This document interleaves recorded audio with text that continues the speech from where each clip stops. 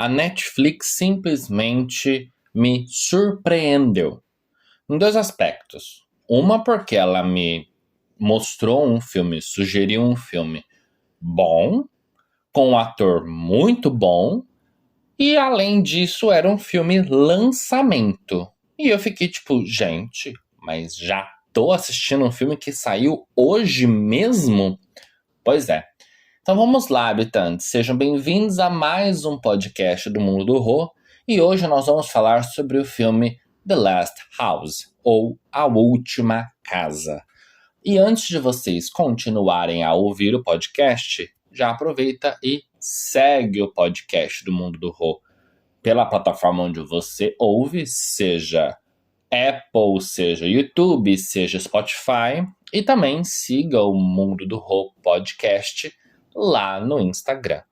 Então vamos lá, habitantes. A Última Casa, ela tem nada mais do que nada menos de que Wagner Moura, vulgo Vagninho, como um dos protagonistas do filme. Muitas pessoas, quando esse filme saiu e começaram a assistir, elas começaram a criticar por conta de que o filme ficou isso, ficou aquilo, não sei o que, parará, parará. Eu vou ter que fazer um resumo. Me perdoem, vai ter alguns spoilers provavelmente, mas eu acho que faz sentido vocês terem essa visão antes de irem lá assistir o filme. Então vamos lá. A história, ela basicamente vai contar sobre uma família que ficou presa dentro de uma casa por conta de uma catástrofe sobrenatural. Vou explicar porque eu estou usando esse termo sobrenatural. Teoricamente, é um fim do mundo, é um apocalipse, é uma coisa distópica, tá? O mundo acabou, existiu uma invasão, alguma coisa do tipo.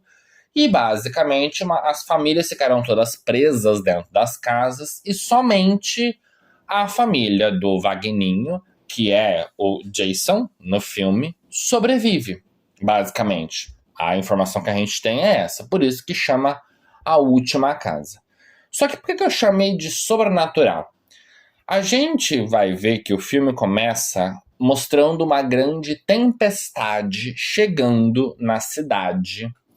Uma coisa assim, estrondosa, e começa a chover. Só que essa chuva, ela lacra as casas. Então ela não é simplesmente água, existe alguma coisa ali além. Então eu chamo isso de sobrenatural, porque água pura, não vai trancar todas as casas e fazer com que portas e janelas fiquem todas vedadas sem ninguém conseguir escapar. Então a gente vai ter esse cenário de que começa essa chuva e todo mundo fica preso. E eles começam o filme se comunicando com as famílias que eles conseguem visualizar pela janela através de quadros, escrevendo, né? Escreve, coloca lá na janela, a pessoa lê e tal. Uma coisa meio que telefone sem fio escrito. E aí o que acontece? As famílias não estavam preparadas para isso. Não estando preparadas para isso e ninguém podendo sair de casa, obviamente ninguém vai conseguir sobreviver durante muito tempo ali dentro. Então a gente já tem esse cenário montado. O que a gente não espera é que a família do Jason vai conseguir encontrar formas de sobreviver durante o tempo que eles vão estar dentro dessa casa para conseguir manter a família ali de pé. Se vocês analisarem o filme de uma maneira só apocalíptica, vocês vão ver que o filme ele tem sim uns buracos. Ele vai ter um corte no meio do caminho que você fica tipo, hã? Porque basicamente o filme começa mostrando essa chuva, tal, não sei o quê, todo mundo fica preso dentro de casa, então, ok, tá essa chuva, tá esse fenômeno, mas não existe explicação de nada.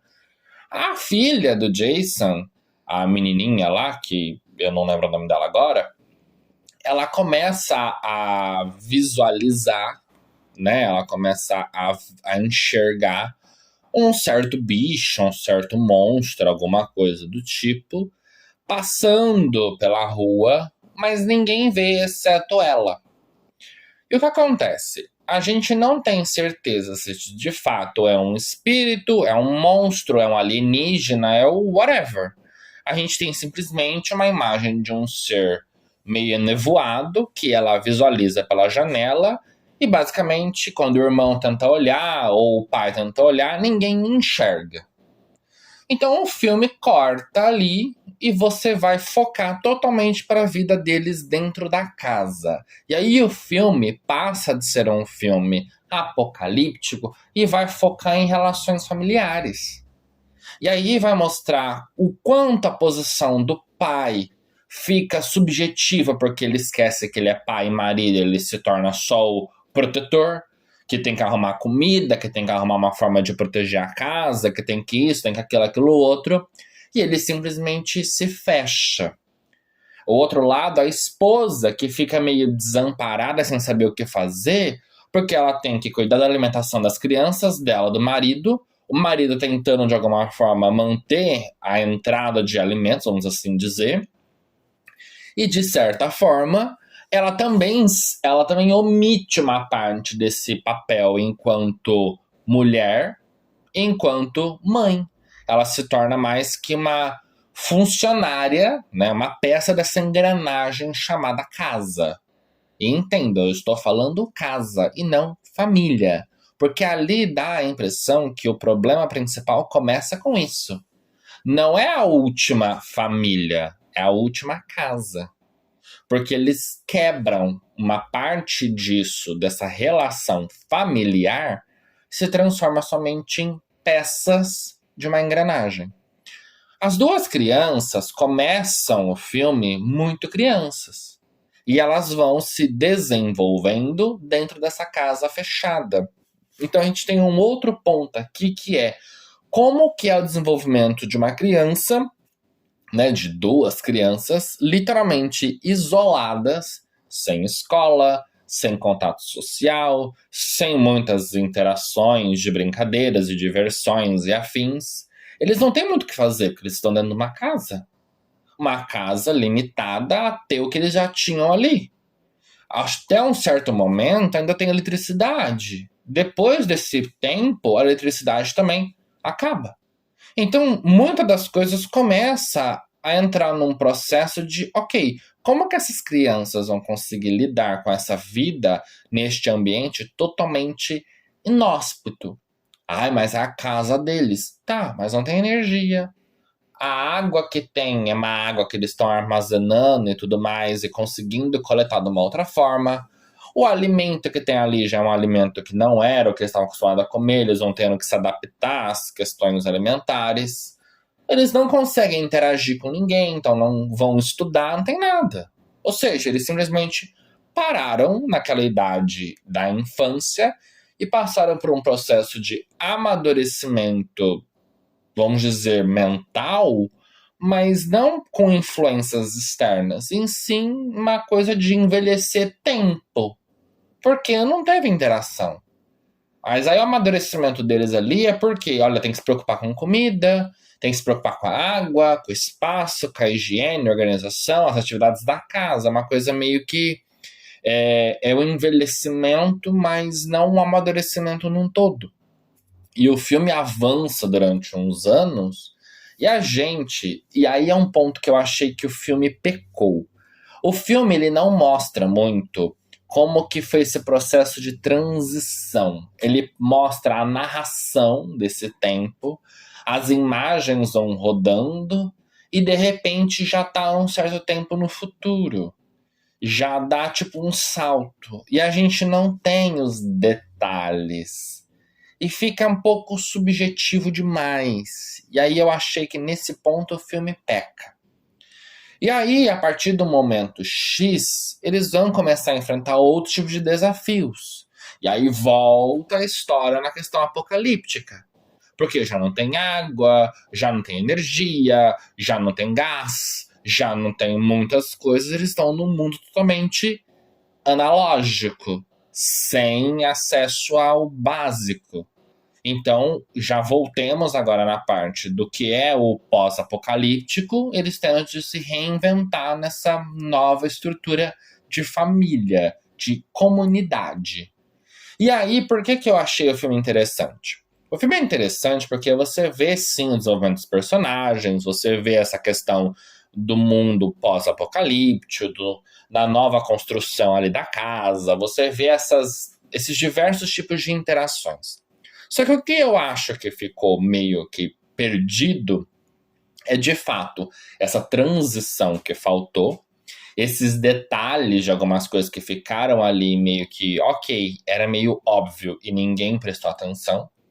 E algumas coisas que parecem forçar um pouco a nossa inteligência. Sabe algumas coisas que você fica tipo assim, nossa, mas ninguém pensou nisso antes, só agora?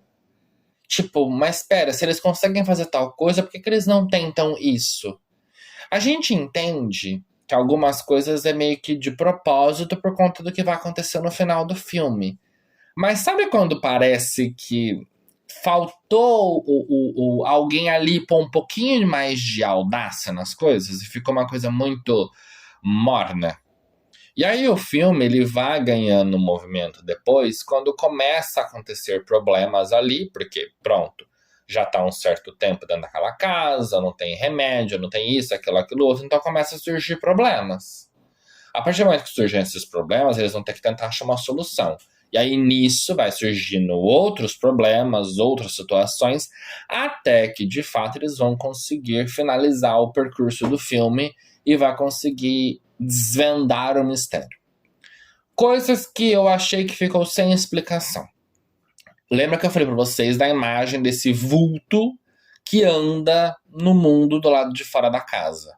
A gente não tem uma informação se esse ser é alienígena, se é uma mutação genética, se é um monstro, se é um megazord. A gente não tem informação. A gente só sabe que é um ser que, entre aspas, anda na água. Ele anda dentro da água, ele anda na chuva, ele anda na corrente de água. Ele se locomove através da água. Então a gente não tem muitas explicações de quem é esse bicho. Por mais que a gente tenha uma imagem dele depois, mas fica nessa incógnita. Isso já estava aqui ou não? Porque a menina, a criança do filme, ela faz uma menção em alguns momentos sobre os monstros do fundo do mar, que é narrado tanto na mitologia grega, romana, depois quando a gente vê aqueles mapas cartográficos da época do descobrimento, da invasão do Brasil e do desbravamento da América e tudo mais, a gente tem aqueles mapas que tinham aqueles monstros marinhos desenhados no oceano. Então a gente tem essa imagem de que existam esses monstros marinhos e que talvez esses monstros é o que estão dominando o mundo. Porque o mundo está coberto uma grande parte de água. Uma vez que está chovendo quase que constante, chove para, mas muita água, uma parte do planeta está sob água, né? Tipo, o negócio já está alagado. E uma outra parte, a vegetação tomou conta, então, tipo assim, tá o matagal. Então a gente não tem uma dedução do que é aquilo. E aí é o ponto que o filme fica meio perdido. Mas assim, o filme é muito bom no sentido de história, de enredo, os atores são muito bons, gente, o Wagner é maravilhoso, a Greta Lee é perfeita, as próprias crianças no filme, elas têm uma interação muito madura, né, para construir esse personagem, a gente tem algumas coisas afetivas que vão sendo desenvolvidas, e o filme, por ele ter sido já mostrado para a Netflix, para as pessoas, no próprio dia do lançamento, que foi o meu caso, no 7 de agosto, eu achei que foi uma sacada da Netflix muito boa, porque o pessoal já no outro dia, ou no mesmo dia, já estava comentando sobre o filme. Então já teve uma resposta muito rápida de o que o pessoal achou daquilo ou não. Eu, Rodrigo, eu achei muito interessante, achei a história boa, eu achei que vale a pena sim assistir. E eu estou aqui gravando, inclusive, porque eu acho que vocês deveriam ir lá assistir. Entretanto, não esperem uma história que tenha muita agitação, que tenha uma coisa mirabolante, que tenha uma coisa muito assim, de adrenalina. É uma história um pouco mais parada, um pouco mais de suspense, né? Uma coisa mais psicológica do que, de fato, um terror como eles descrevem. que eles colocam como um terror de ficção científica. E na minha cabeça é um psicológico de ficção científica. Não é nada que seja de ter medo o suficiente, de dar pavor o suficiente. Pra mim é um filme bem ok. Então é isso, habitantes. A Última Casa, com Wagner Moura e Greta Lee, é a dica da semana e é o lançamento mais recente da Netflix que eu estou aqui para recomendar para vocês. Ouçam, vão lá, assistam, né? Ouça aqui o podcast, vão lá, assistam, depois volta aqui para nos contar, né? Contar para mim, para os outros habitantes, o que vocês acharam do filme. E não esqueçam, seguir o Mundo do Horror Podcast por onde você nos encontrar. Um beijo e até o próximo episódio.